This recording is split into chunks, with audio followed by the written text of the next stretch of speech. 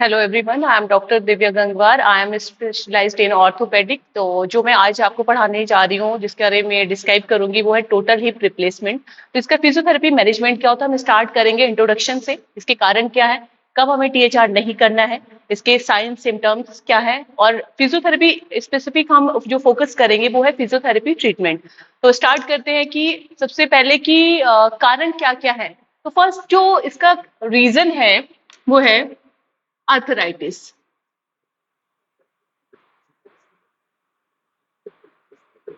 Second reason है एनकाइलोसिंग spondylitis.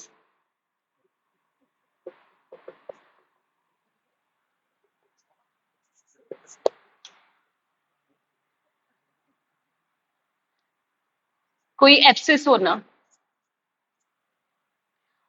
अब हम बात करते हैं कि ये तो हो गया कि ये रीजंस हैं कि हमें कब जरूरत पड़ सकती है टीएचआर की। सेकंड ऑप्शन आता है कि हमें कब नहीं करना है ना। तो सेकंड ऑप्शन है कि कॉन्ट्राइंडिकेटेड।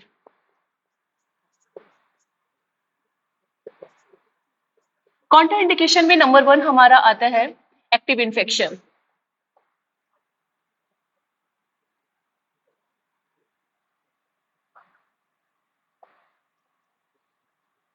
ट्यूमर।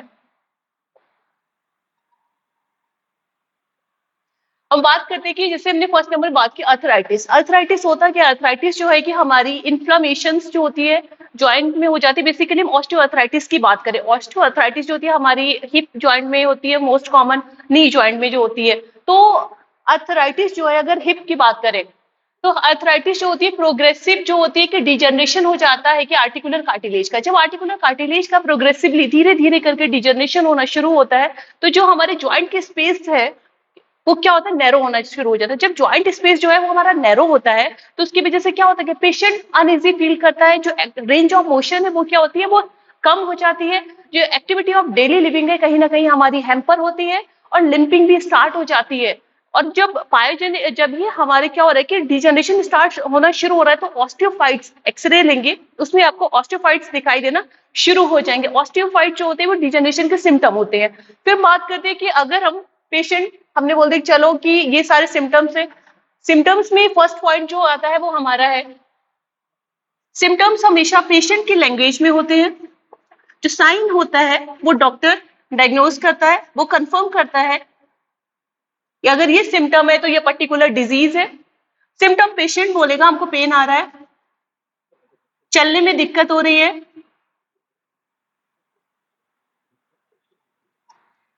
साइन में बात करेंगे, क्रिपाइटिस साउंड आना शुरू हो जाएगी, एक्टिविटी रिस्ट्रिक्टेड,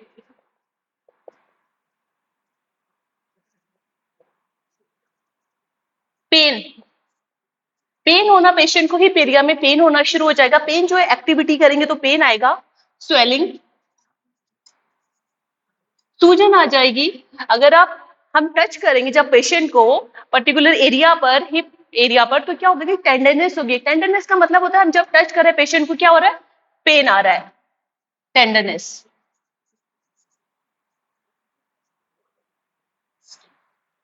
फिर रहते हैं कि जब हम पेशेंट को टीएचआर हुआ तो उससे पहले हम क्या क्या इंस्ट्रक्शंस देंगे, क्या क्या आपको फॉलो करना है। तो फर्स्ट पॉइंट आता है कि आपको क्या क्या प्रिकॉशन लेनी है। तो नंबर वन, ऑपरेशन के बाद आपको कभी क्रॉस लेग करके नहीं बैठना है।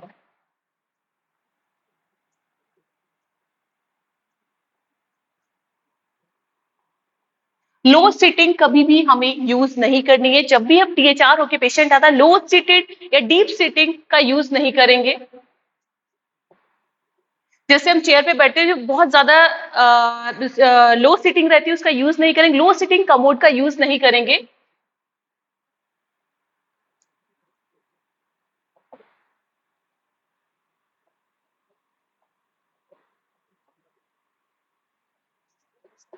पेशेंट को बोलेंगे कि आप जब भी बैठे लंबे टाइम तक, 1 घंटे से ज्यादा सिटिंग पोजीशन में ना बैठे। अगर आप बैठ भी रहे तो आपका जो हिप फ्लेक्शन है 80 डिग्री से बिलो होना चाहिए।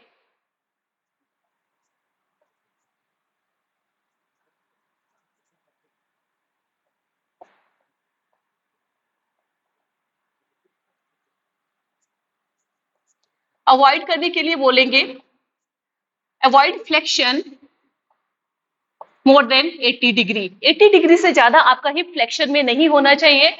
ये हमारी जो हम कॉमन जो इंस्ट्रक्शंस होंगी पेशेंट को, टीएचआर के लिए पेशेंट जा रहा है उससे पहले हम बता देंगे ये सारी चीजें आपको करनी पड़ेंगी। अगर ये फॉलो नहीं कर पाते तो आपको क्या होगा कि आपको पेन होना शुरू हो जाएगा, अनईजी हो जाएगा और आपके जो रेंज है वो पूरी नहीं आ पाएगी। अगर इससे फिर पेशेंट को जो है, जब पेशेंट सिखाएंगे कि आपको सिटिंग कैसे करनी है, किस तरीके से आपको टॉयलेट का यूज करना है, तो सबसे पहला पॉइंट आता है कि हम इंस्ट्रक्शंस देंगे पेशेंट को कि इंडिपेंडेंसी के लिए। तो पहला पॉइंट रहेगा हमारा कि जब भी पेशेंट चेयर पर बैठे तो चेयर पर डायरेक्ट खड़ा ना हो जाए, पहले चेयर के किनारे पर आए, फिर उसके बाद स्टैंडिंग कंडीशन में आए। पेशेंट को बताएंगे कि आपको फ्लेक्शन कॉन्ट्रैक्चर को अवॉइड करना है। फ्लेक्शन कॉन्ट्रैक्चर जो है अवॉइड कैसे करेंगे, तो उसमें होता है कि थॉमस स्ट्रेच देते हैं हम, अपोजिट लेग को फ्लेक्स करते हैं, जिससे क्या होता है कि हमारे एक्सटेंशन जो है, जो बेसिक हमारे जो एक्सटेंशन जो हमारे कॉन्ट्रैक्चर्स है वो डेवलप नहीं हो पाते हैं। ठीक है, तो पहला पॉइंट हम बढ़ते हैं अपने ट्रीटमेंट प्रोटोकॉल की तरफ।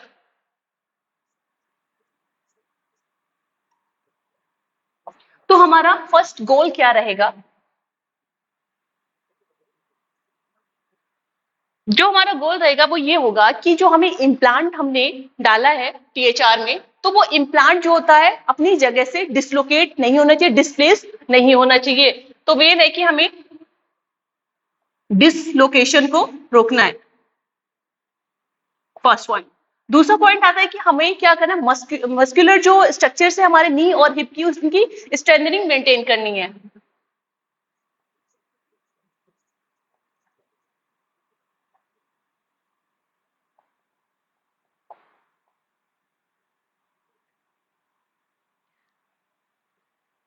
थर्ड पॉइंट आता है कि हमें जो रेंज है, मेन पॉइंट जो रेंज है वो हमें अपनी नॉर्मल लानी है, जो जिससे हम अपनी एक्टिविटी ऑफ डेली लिविंग है वो कर पाए, डिपेंडेंसी जो है वो हमारी खत्म हो जाए।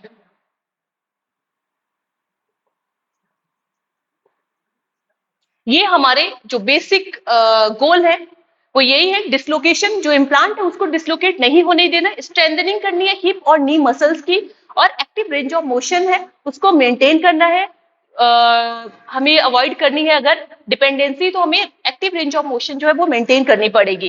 तो सबसे पहले हम बढ़ते हैं कि हमें क्या कौन सी एक्सरसाइजेस स्टार्ट करनी है। आइसोमेट्रिक एक्सरसाइजेस हम स्टार्ट करते हैं।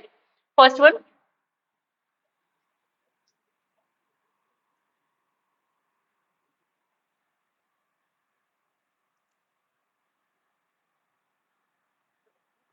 आइसोमेट्रिक भी सबसे पहला पॉइंट आता है वो है हमारा क्वाड्रिसेप सेट्स।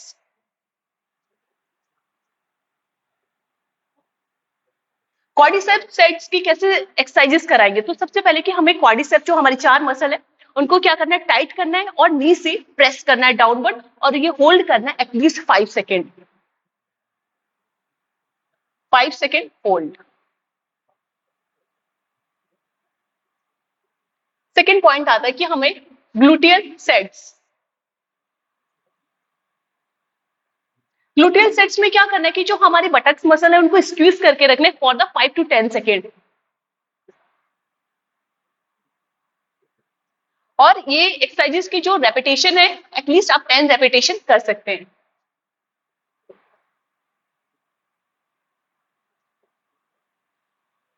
फिर हम बात करते हैं हम हील स्लाइड की बात करते हैं। हील स्लाइड कर सकते हैं।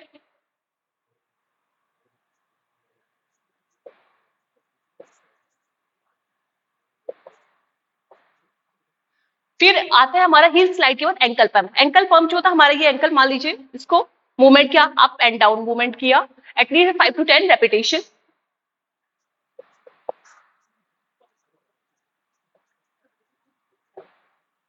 फिर इसके बाद हम बात करते हैं कि जो हमारा नेक्स्ट पॉइंट आता है कि ये तो हमारी बेसिक एक्सरसाइजेस है, quadricep set, gluteal set, heel slide, ankle pump. फिर आता है कि पेशेंट जो सुपाइन लाइन में लेटा हुआ है, ठीक है, तो वो क्या कर सकता है, हिप को एबडक्ट एंड एडक्ट करके रख सकता है। 10 to 5 रेपिटेशन डिपेंड करेगा पेशेंट कर पा रहा है नहीं कर पा रहा, एटलीस्ट 5 रेपिटेशन हम करेंगे।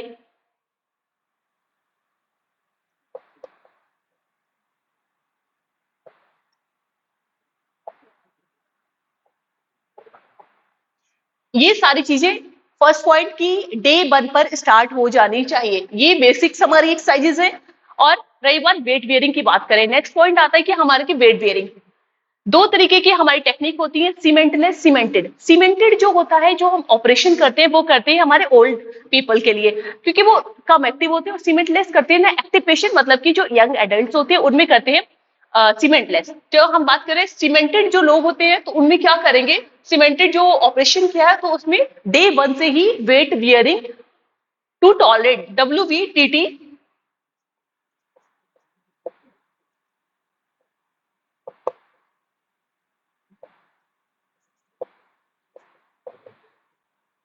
तो ये जो सीमेंटेड जिनको ऑपरेशन हुआ है तो उनको क्या करेंगे, सीमेंटेड जिनको ऑपरेशन हुआ है डे 1 से ही क्या करेंगे, वेट बियरिंग स्टार्ट कर देंगे।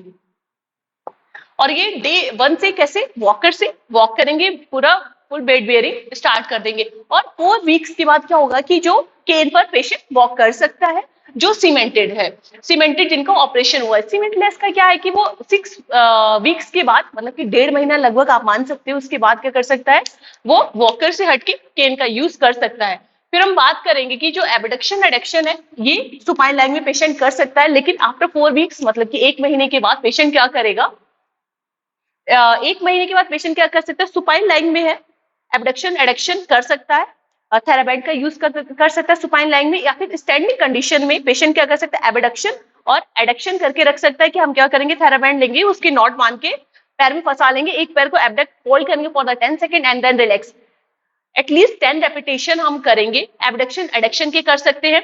पेशेंट जो है क्या करेगा, नेक्स्ट हमारी जो एक्सरसाइजेस आती है आफ्टर 4 वीक्स, उसमें पेशेंट जो है फ्लोर लाइन में लेटा रहेगा और क्या करेगा, हिप को एक्सटेंशन में लेके जाएगा, 10 सेकंड रिलैक्स करेगा। एक कंडीशन है कि पेशेंट को एटलीस्ट 1 आवर फ्लैट सरफेस पे लेटना पड़ेगा, तो जो कंपलसरी है कि उसको लेटना चाहिए to neutral the hip position. Hip की जो पोजीशन है उसको न्यूट्रल करने के लिए। फिर नेक्स्ट पॉइंट आता है कि हम जो मैंने इससे पहले बात की थी थॉमस स्ट्रेच की। थॉमस स्ट्रेच में क्या होता है कि to avoid the flexion contracture को अवॉइड करने के लिए थॉमस स्ट्रेच हम यूज करते हैं। इसके साथ साथ 4 वीक्स के बाद क्या कर सकते हैं, 4 वीक्स के बाद मिनी स्क्वेट्स हम यूज कर सकते हैं। और के अलावा जो है 4 वीक्स तक का हमारा यही प्रोटोकॉल है। और जो 2 वीक्स के बाद जो ये जितनी भी एक्सरसाइजेस इनके number of repetition 10 to 20 very कर सकते हैं। और जो भी पेशेंट को बोल सकते हैं कि जो भी प्रिकॉशन दिए, होम एक्सरसाइजेस प्रोग्राम भी सेम रहेगा। जो प्रिकॉशंस है, लो सिटिंग यूज करना, हाई सिटिंग यूज नहीं करना है। अगर ट्रेवलिंग पेशेंट कर रहा है तो क्या करेंगे, उसको हम कोशिश करेंगे व्हील चेयर पर लेके जाएं। अगर नहीं ले जा सकते तो लो सिटिंग का यूज नहीं करना। पेशेंट जब भी लेटा रहे, जब भी लेटे, सुपाइन लाइन में लेटे या साइड लाइन में लेटे, तो क्या करना है, पेशेंट को जिस साइड ऑपरेशन हुआ ना वो साइड अप रहनी चाहिए और दोनों नीज के बीच में पिलो रखनी चाहिए। ठीक है। और नेक्स्ट पॉइंट आता है कि हम इसके अलावा और क्या क्या कर सकते हैं। जब हम टॉयलेट ट्रेनिंग पेशेंट को देते हैं ना, तो उसमें पेशेंट को ना 10 से 20 मीटर की दूरी पर हम टॉयलेट के लिए उसको अलाउ कर सकते हैं इन इनिशियल स्टेज में।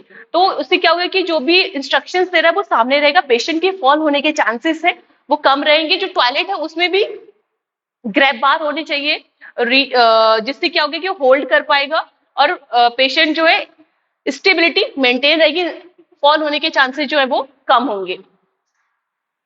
और पेशेंट इसके अलावा जो होती कि 6 सप्ताह जैसे स्टार्ट हुआ, फिर बोल सकते 4 सप्ताह में पेशेंट जो सीमेंटेड जिनको ऑपरेशन हुआ है वो क्या कर सकता है कि वो अपने केन पर वॉक कर सकता है। तो ये था हमारा बेसिक जो ट्रीटमेंट है टोटल हिप रिप्लेसमेंट का। तो आज का जो लेक्चर था वो यहीं पर ओवर होता है। टोटल हिप रिप्लेसमेंट ये बेसिक ट्रीटमेंट प्रोटोकॉल है for the physiotherapy. Thank you so much everyone, thank you.